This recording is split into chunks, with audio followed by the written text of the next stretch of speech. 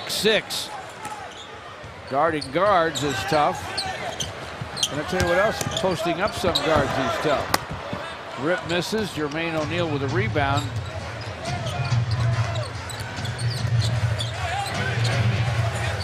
Glenn Davis jumps it up over Charlie V, in and out.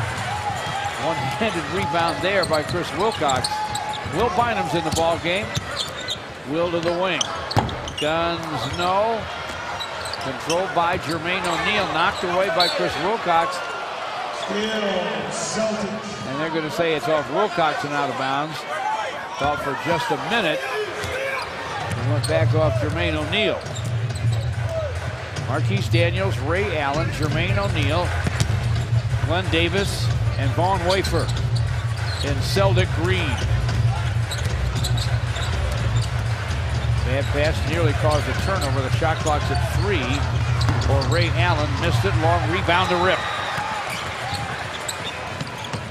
Austin Day fires in a hurry and fills it right up. How about that? Well, the Pistons push it up the floor, and Austin Day finding himself wide open, well inside his range, George, and no hesitation on the shot. 29-21 Pistons. Ray Allen's pass inside, knocked away by Chris Wilcox. Here comes Austin Day. Pistons are getting 100% of the 50-50 balls. Aren't they? Charlie V. Over Wafer, it's long.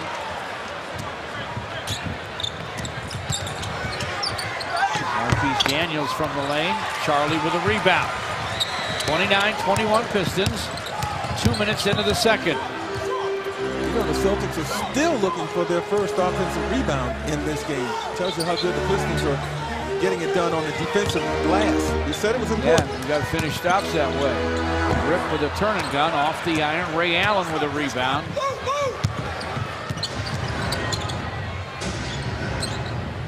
Wafer inside to Glenn Davis.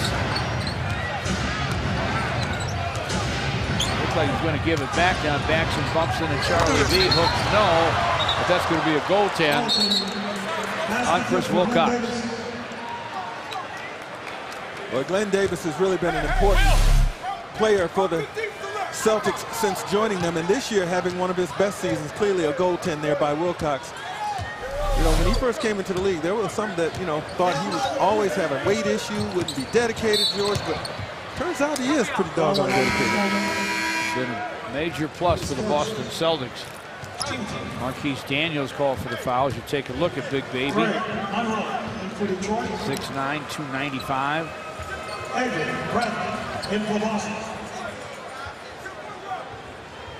9:18 to play.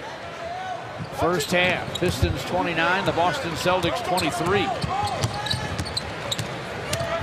Will Bynum bounces it inside for Austin Day, hooks it and hits it. He snuck it through there, didn't he? Used that link, didn't he? Pistons by 8. Avery Bradley, the rookie point guard from Texas, has the basketball right there against Will Bynum. Long way for the jump stop, and he hits it. 31-25. Pistons by 6. 8:42 to play in the half.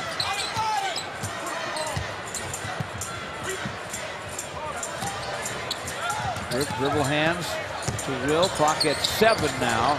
As he'll back up against Avery Bradley. Screen from Charlie V. Will with a drive off the high glass. Hit it. Just did beat the buzzer on the 24. Will says, hey, the Celtics don't have the shot blockers that the Bobcats had. So I can get this all the way to the basket and high off the glass and it'll go, and he did. Daniels into the post to Davis. And the Pistons are going to be guilty. They say Will Bynum of 3 in the lane without guarding. That means a free throw in a minute for the Celtics, but first we'll go to a timeout as we look back at Will's drive. Really challenging, and he was terrific in Charlotte Monday. 5 of 7 shooting, 8 rebounds in 23 minutes. And after recovering from a back injury, he's played 11 games, though in 11 others didn't even get off the bench.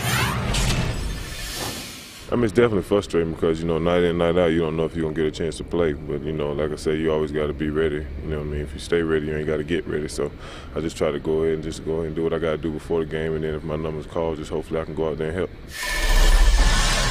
John Kuster says the problem is a lot of guys play his position, but he's been very professional and certainly made the most of his minutes in Charlotte Monday, and he certainly has tonight too. And Georgia, Greg, as you know, he's always got a smile on his face, never gets down about anything. Send it back to you.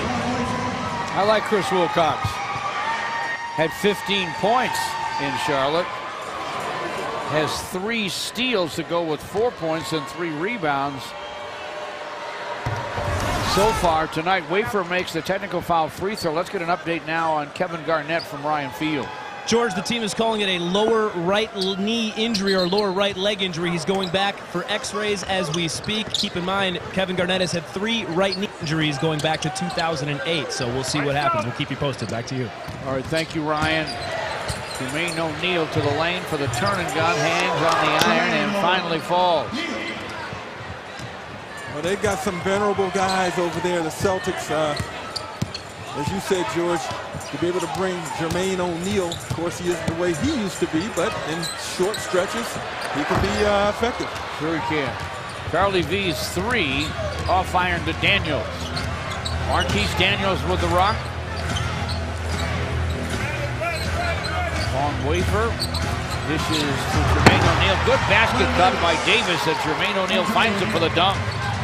33-30. Boston fights back with 7 now and 12 to play in the half. Well, you know, their defense allowed them to hang in until their offense got going in the fourth quarter when they beat Indiana last night. The same thing is kind of happening right here. Their defense is not allowing the Pistons to get away from them. Austin Day has to move to shoot it, but he sticks it anyway. Austin with a quick 6. Well, it was the other day when Chris Wilcox made a lot of noise, George, after not playing a lot, and now it's Austin Day, who hasn't played in seemingly forever. Bradley dishes inside to Glenn Davis, and as Vaughn Wafer makes the catch, we get a 3-second call called on Jermaine O'Neal. As you look at Doc Rivers, he's done a tremendous job for the Celtics. They have 10 turnovers right now. Lost Tom Thibodeau to the Chicago Bulls as head coach. They've added Lawrence Frank to the staff. And there's a takeaway by Wafer from Rip on the break. Daniels with a scoop wide. And Charlie V dishes to Will. And as Austin Day puts it down, we got contact and a foul. Glenn Davis with his first. The Celtics second. The Pistons have no team foul. Check out the 6'11" Day. Ball handling, the crossover. He got rid of Davis. Man, is he in a rhythm. Greg Monroe in the basketball game for the Pistons. Screens for Will. Bradley still right there. Another screen from Greg Monroe. Deep on the wing to Austin Day. The long gun goes. He loves it. Put me in, coach. 9 for Austin Day. The Pistons lead by 8. He's ready to play. Long Wafer gives it up. Bradley works against Will Bynum. Bradley loses it in the lane. Austin Day ahead to Rip. To Greg Monroe. Nice unselfish play by Rip. Greg Monroe lays it up, lays it in. 7 straight for the Pistons. They lead by 10. Greg Monroe in an all-out sprint to fill that left lane, and Rip paid him off for the effort. Again, a loose ball. That has been the story of this half so far. And the Pistons are getting every one of them. Austin Day a moment ago with the knockdown 3. Right now the Pistons lead the Celtics by 10. Had words. Charlie tweeted that KG had called him a cancer patient. Kevin Garnett said, no, I called him a cancer. But when the game began, there was obviously some tension in the air. Charlie had a couple quick fouls, had to leave, and there was a bump right there when he left. Not too long after that, Kevin Garnett came up gimpy after a pick and roll dunk. He's off to the locker room, and now he's off for x-rays. So That story's probably over for tonight. Hey, the basketball gods have spoken, saying it's all about the game. Put all the fluff and all that other stuff out there that you want, but at the end of the day, it's about the game. Charlie's got 2 fouls, has been ineffective. Garnett's gone for perhaps the night, George, and guess what we have? A basketball game. Pistons with a 7-0 run. The Celtics with a timeout. As it's now 40-30 Pistons. Jermaine O'Neal playing for Garnett. Screens for Paul Pierce. The delivery to Nate Robinson. The long gun in and out. Rebound tapped by Charlie V. Now that was smart. You know, he couldn't get the rebound, Charlie V, but he tapped it to a teammate. He made sure Boston still 0 on the offensive glass there. That's a great stat. Will Bynum's throw inside, though, flicked away. Paul Pierce to Davis, lays it up, plays it in. Glenn Davis, the big man from LSU, has 6. The Pistons lead by 8. Just over 4.5 to play in the half.